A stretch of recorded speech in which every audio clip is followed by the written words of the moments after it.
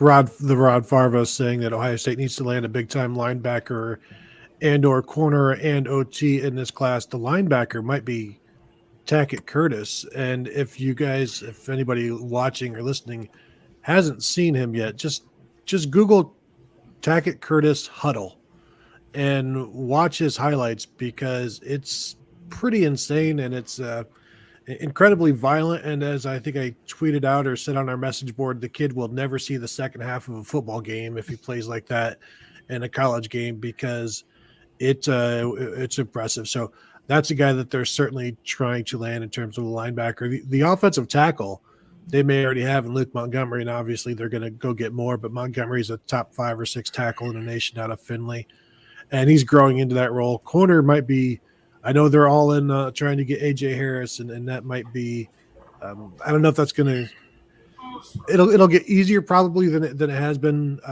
since Kerry Combs left in terms of they will be making these relationships with Tim Walton and A.J. Harris, and so that will help. But I just, can Ohio State get back in there and be the leader that they were when Kerry Combs was still in? We'll see.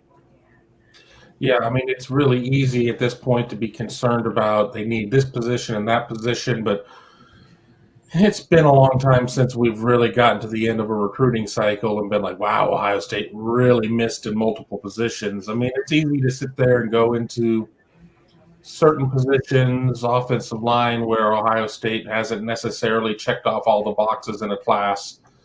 They have a lot of new guys in there, including Justin Fry recruiting the position, so we'll kind of see from there.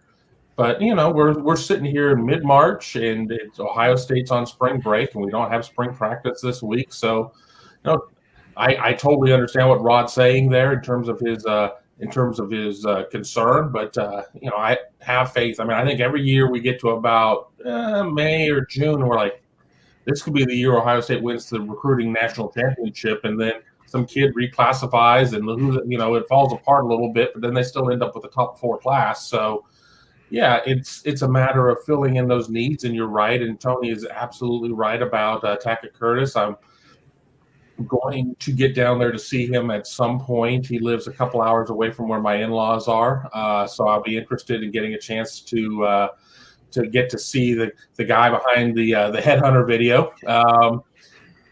Things will be fine. Things will be fine in terms of Ohio State recruiting. I have no concerns.